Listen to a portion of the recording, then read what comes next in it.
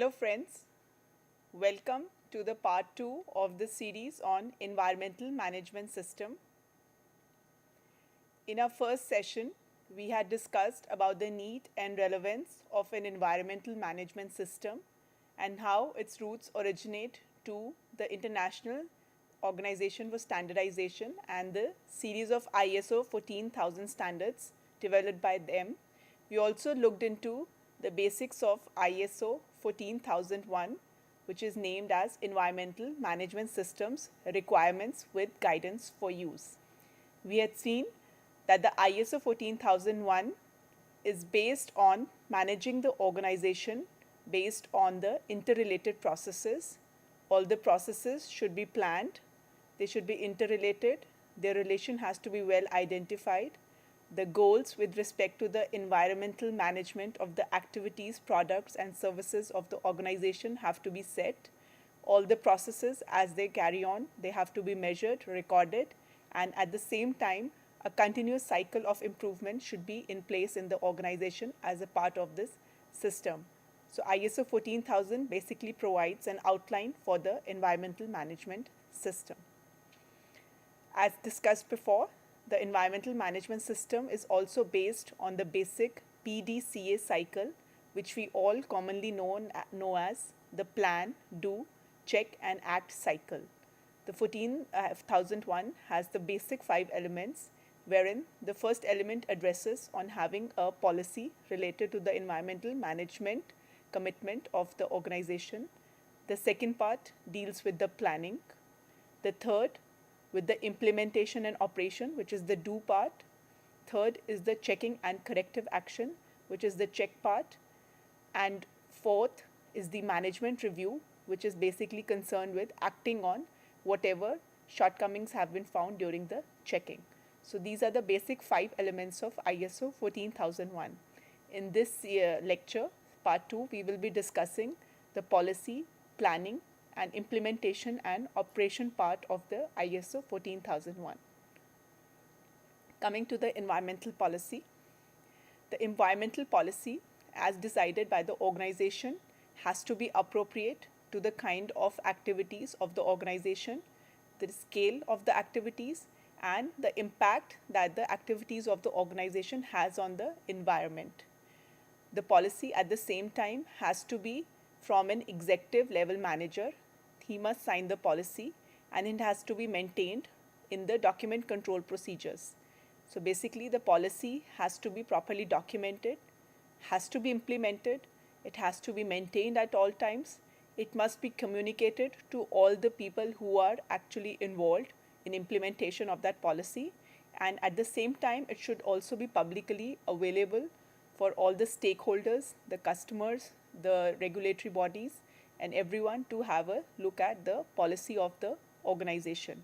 All staff, as I said, again stressing, has to be aware of the requirements of the environmental policy set by the organization as a part of its environmental management system. The basic idea of a policy, what it should address. The first is the policy has to provide a framework for setting and reviewing the environmental objectives and targets. Let's see what are the objectives. Objectives are the specified and defined goals that have to be achieved by the organization to meet the requirements of the policy. So we can say they are all interlinked. So every action, requirement, procedure which is contained within the system has to have its root going back into the environmental policy statement. So whatever the policy I make, every action henceforth in the environmental management system has to have its root in that. So that will be achieved by having some specific objectives, some specific goals related to the aspect of the environmental management. The second aspect that the policy should cover is that the policy should have a commitment for a continual improvement. Continual improvement we had discussed in a previous session, which means achieving one level of improvement, practicing it for some stage, and going on to the next level of improvement. So the policy has to show that we have a commitment to continual improvement. So it is basically a process of enhancing the environmental management system, wherein we are achieving improvements at all times in the environmental performance of the organization within the framework of the policy it has actually formulated. At the same time, the system has to be reviewed, it has to be evaluated at a set frequency. It should be predetermined intervals at which we should be reviewing the system to see what are the changes that has happened in the vicinity of the organization that affect the organization's policies and the procedures, and see what are the changes, how they have impacted the organization. So generally, a bi-yearly or yearly is acceptable. The next aspect that a policy should cover is that it should say that the organization has a commitment to pollution prevention. So we have to set basic objectives as to how pollution will be prevented. It must be evaluated at one of the alternative approaches to setting the targets. So that should be a main aim of setting the target, how we are going to prevent the pollution. And if it is not cost effective, we don't necessarily have to accept that kind of alternative as a part of our policy for prevention of pollution. The next aspect that a policy should address is that it should have a commitment that the organization would be complying to all the applicable laws, regulations, and the requirements thereof applicable to them. So first of all, of course, the organization needs to first identify what are the laws and regulations that are applicable to their part of organization. Then they have to see what kind of compliance needs to be determined. That has to be determined what kind of compliance is required from the organization as a part of dealing with these kind of laws. Third, we have to develop an action plan so that we can correct any kind of non-compliance that might arise out of our activities in case they do arise. Fourth is establish a system to maintain the compliance. And at the same time, we have planned it, we have set it, now we have to keep on continuing seeing that the compliance is maintained at all times, and if at all some non-compliance occurs, there should be a way to tackle it. So that was about environmental policy. How we can see, now we can see how every part of the system is now having its roots in the environmental policy, since it's addressing all these main aspects that we just discussed. Now coming to the second main element of the environmental management system, which is the planning part. Planning has to basically cover 4 areas. The first area is the environmental aspects, which is we have to capture the significant impacts, the aspects of the activities which have a significant impact on the environment. Second, we have to identify the legal and other requirements. So what are the basic compliances that are expected out of us to all the national and local laws. The third part is to set some objectives and targets which are consistent with the policy which has already been formulated. And fourth is to have a structured plan for achieving these set objectives through a management program. Let's try to look at it in the form of a bar chart. If I have to look at the planning process, it can be summed up in this bar chart, a flow chart, which says the first step is to identify what all are the activities, the products and services of the organization. Next, we identify out of these products, services, which of these have an environmental impact, what are the aspects which have an environmental impact. Among those, then we have to pick up which are the ones which have significant impact. At the same time, we have to identify what are the legal and other requirements. After identifying the environmental aspects and the legal requirements, we set our objectives and targets. And the next is to develop a management program based on these objectives and targets. So let us first discuss the first part, which is the environmental aspects. So we have to first establish, maintain and document it. We have to identify what are the environmental aspects, what all can be controlled, what can be influenced.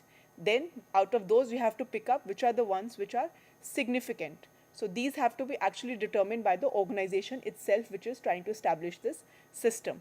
So that can be based on whatever is the likelihood, what is the severity, what is the frequency, duration, or what are the concerns, any emergency conditions that might arise out of it, or the various environmental impacts. So based on some of these parameters, an organization can actually pick up which are the significant environmental impacts. Next, all these aspects which we have now identified as having an environmental impact, all these aspects have to be properly documented. Again, it is being stressed, documentation is an important part of this system. So it has to be documented and maintained in we can have a separate aspects register kind of thing. Next, we have to ensure that all these significant environmental aspects are now the focus of the rest of the system which will be planned now. Coming to the second part, which is the legal and other requirements. So we have to identify what are the environmental legal requirements which are applicable to the operations of this organization. Next, we have to identify other environmental requirements to which the agency subscribes. Say there might be some executive orders coming out of pollution control boards or any agency, bureau policies or any voluntary practice that might be a part of the long-term goals or plans of the organization. Next, we have to see how the legal and other requirements are applying to our environmental aspects that we have identified in the first step. Next would be to keep up to date and incorporate all these elements into our environmental management system. So the organization actually needs to have very good cognizance about all the requirements which are applicable to them. Coming to the third aspect, which is the objectives, targets and programs.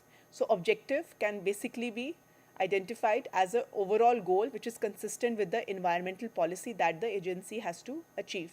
Target is actually the detailed performance requirement to achieve this objective.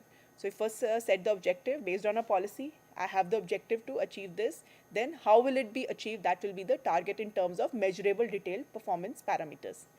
Next would be the environmental program, or which can also be called as an action plan. That has to be made in place, how to achieve these objectives and targets, which has to very well include who will be the responsible person to achieve these targets, what will be the kind of resources that will be required, what kind of means are required, and what are the time frames for achieving such targets and objectives.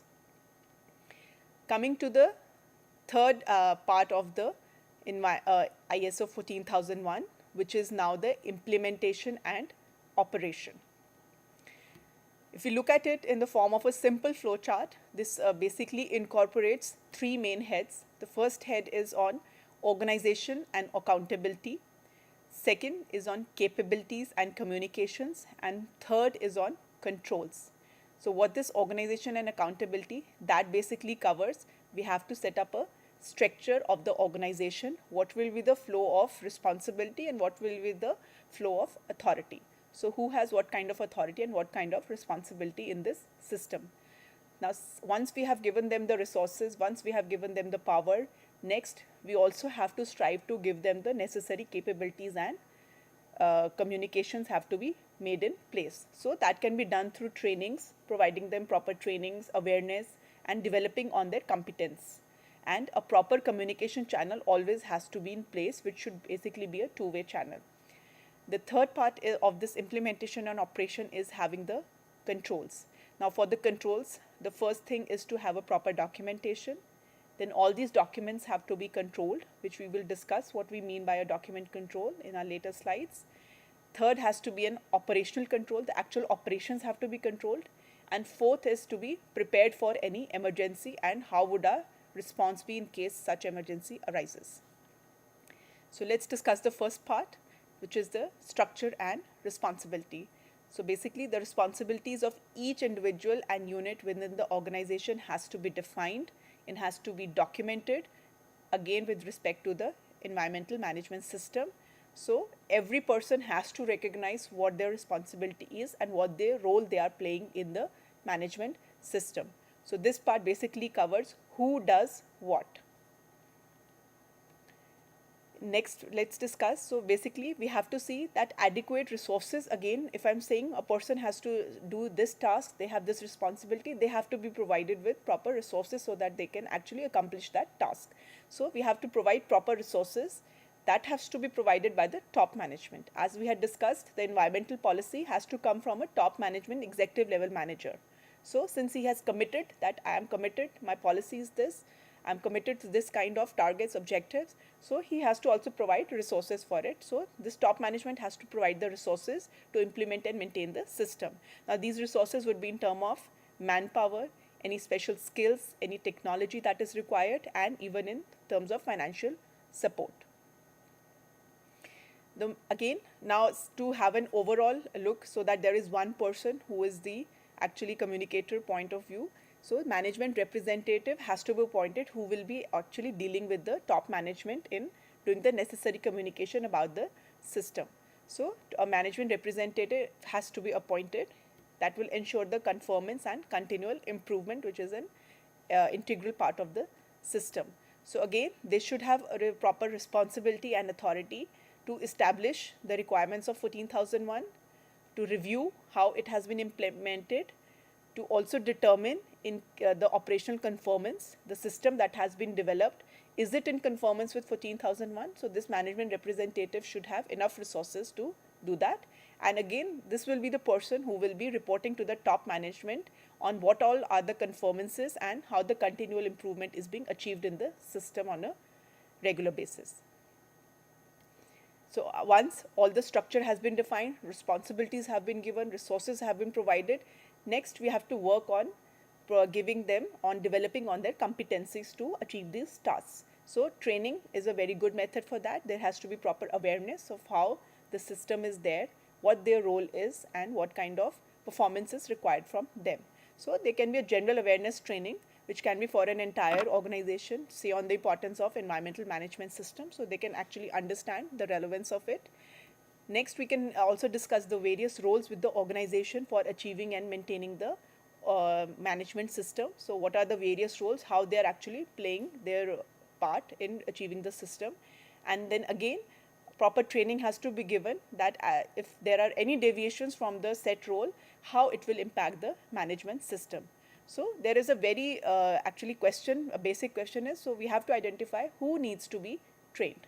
So that has to be given. So the training should be as per the role of the person. So every person has a different role to play in the system. So they should be given a training as per the role required from them. Next kind of training, one training can be on the awareness of 14001. Another training can be on the technical and skills training. So for individuals and units which are responsible for activities, they may create some significant environmental impacts. So the significant impacts which we had identified. So people who are directly linked to it, who are actually producing that kind of impact, they need to be given technical training and skills training, and they need to be actually trained for being prepared for the emergency, and they should know what their response has to be in case such an emergency arises. Now again, as I said, the level of the training, that shall be based on the complexity of the activity of the person, what is the level of education of the person, and what is the experience of the person who is being provided the training. So competency standards for the training must be developed. Again, we have to see what kind of training is suitable for what kind of people, what kind of education background, what kind of activity they are doing, role, experience, their education, all these things should be set. So there should be a set standards as to what kind of training is applicable for what kind of people. Now again, as we said, since we said in the very first part that the ISO 14001 is based on having processes which are interrelated. So all the processes are interrelated to each other. So communication plays a very big role in achieving this. So there has to be an internal communication system for the management system. It has to be established and maintained at all the times. So the system should actually be there, how to respond to external communication also with respect to the management system, even that has to be established. So communication with the outside world and also within the organization on how this EMS will work. So decision has to be made whether significant environmental aspects they should be communicated to external parties or not. Decision on whether to communication should be recorded or not. So all these kind of things have to be predetermined and documented properly. So what communication system needs to be established is what is this aspect going to address for the organization in formulating this system. Coming to the next aspect, which is on the environmental management system documentation. So again, everything has to be documented. It should be retrievable. It has to be stored properly. So it can be either in the hard copy paper form or it can be also in the electronic format. That is not an issue. It has to be there. Again, the description has to demonstrate what is the interaction between the various elements of the system, and description must reference the related documentation. So all the necessary documentation related to each and every aspect that will be generated, though that has to be properly referenced when we make this kind of documentation. So we have to see what level of documentation is actually required. Okay. Now what form of documentation is done, the ISO is actually silent on that. So it is on the organization on how much detailed or how much minute kind of documentation they want to go for. The development of an environmental management system is one approach in which you actually develop a manual which will state how you would go about achieving all of these five basic elements of 14001. What is your policy on it and how you will achieve it. So there can be a proper manual which can again then be detailed out into procedures, and procedures can again be detailed down into actual formats that will be filled up by the people while actually practicing this kind of format, which actually become then all these filled up formats end up becoming records of how the system was implemented. All right. So the EMS manual, it should be kept as simple and streamlined as possible. We do not need to create a collection of documents which is so complicated that it is actually very difficult to follow. So it shouldn't be as so simple that it is missing on major things, but it shouldn't be so complicated that most of the time is spent on only just filling up the documents. So we have to keep a balance between that. So what level of documentation is needed, that has to be determined.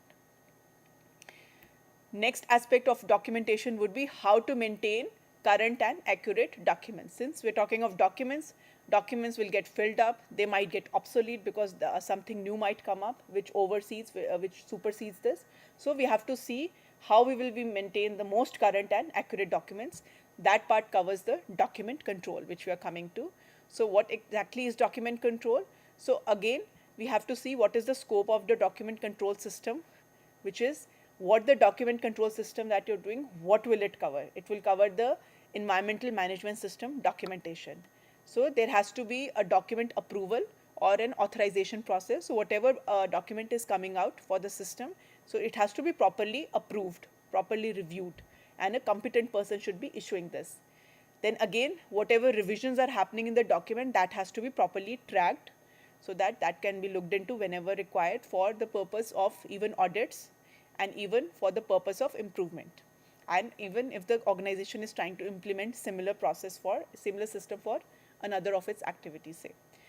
We have to next ensure that the correct revisions are available at all workstations, which is very important. The most current documents should be available at the relevant places. Again, only the current and approved documents should be employed in the planning and implementation of the environmental management system. Out of date documents, if any, they should be promptly removed from the workstation. They have to be archived for historical purposes. They have to be maintained at a separate location so that nobody confuses them with the new ones.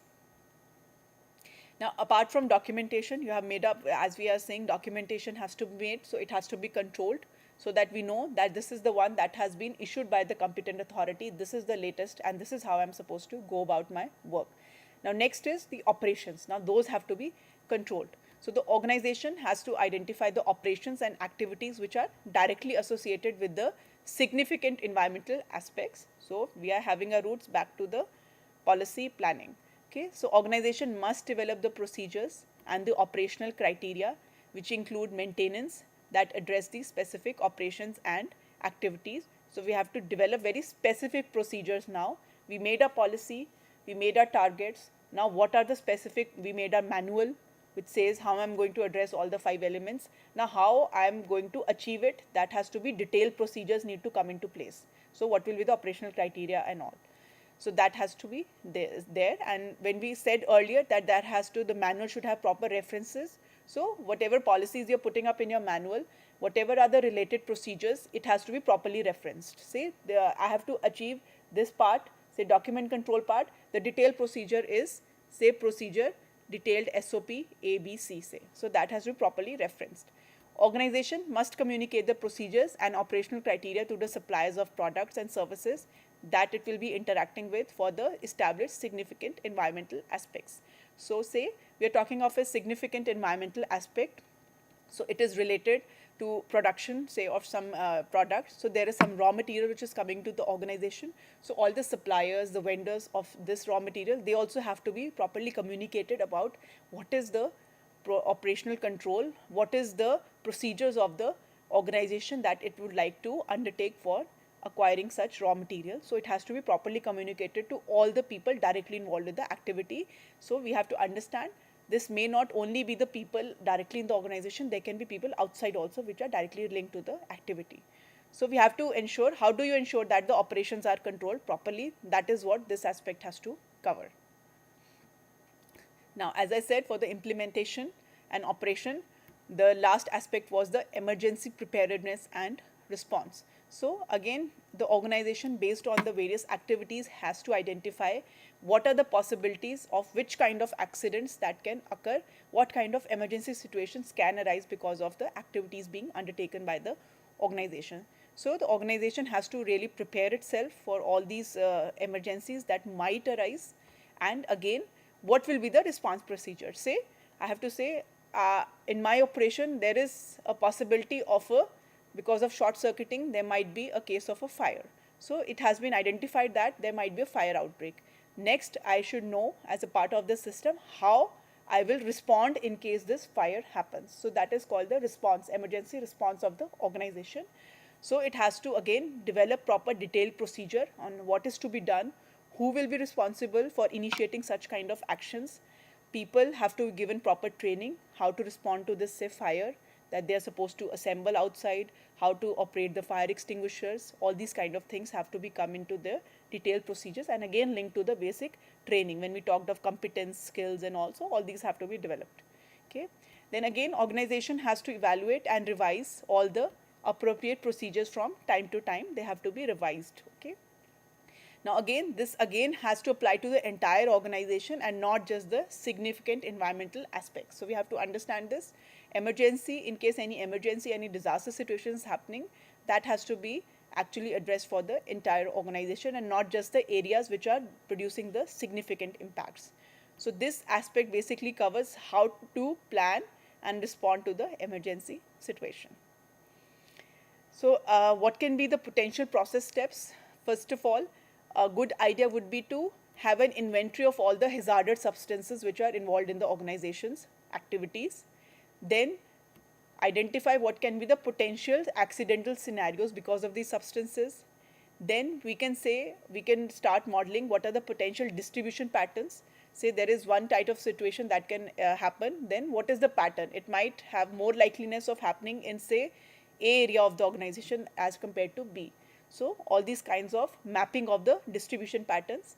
Then next, we can identify and evaluate the potential impacts of such. Say if a fire breaks out, it will have an impact of loss to property, loss to life.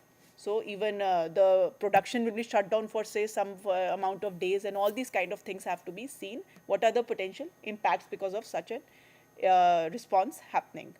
So this will say how to plan and respond to emergency situations. That has to be done. So we have to develop procedures to potentially eliminate. So again, first thing is always to try to have procedures so that such accidents never happen, such emergency never happens. But again, we still have to be prepared that in case it happens. So first and foremost is prevention is better than cure. We have to develop procedures to potentially eliminate the incidents. We have to then develop procedures to respond in case these accidents happen. And again, the emergency response procedures, they have to be tested periodically. Okay, so it means, say I have a plan, I have developed a procedure how my organization will respond in case a fire comes. We have to keep on having these, actually, say, fire drills. Most of the organizations, they are actually doing fire drills from time to time. So that has to be, they have to be tested periodically, that I did put a system in place, I did train my people. So I have to see now, are they really responding the way they are supposed to as per the procedure, because baki rest of the things, they are being actually tested from time to time. So if there was documentation has to be made, so it will be made from time to time. But emergency is something which might arise sometimes, or it may not ever arise. But the basic idea, the basic theme of this is we have to be prepared for it. So it has to be tested periodically, because the main idea, basically what happens with these emergency situations is people know that they have to respond, but what happens is when the situation actually arises, they basically panic. So in spite of knowing what to do, they might not be able to respond in that situation. But if their mind is conditioned from time to time to respond to these situations with actual drills happening, the response would of course be much better. So this is of course a very good idea to test all these procedures periodically. So that completes our discussion on the three elements which we have discussed till now. So we have, in this video, we have discussed three elements of 14,001: environmental policy, planning, which involved the environmental aspects, the legal requirements, the objectives and targets, and the environmental management program. And we next had discussed the third aspect of the PDCA cycle of 14,001, which is the implementation and operation, which covers the structure and responsibility, training, awareness and competence, communication, system documentation, documentation control, operational control, and emergency preparedness and response. In the next lecture, as a part of this series, we would be covering the next two elements, which are checking and corrective action and the management review. Thank you.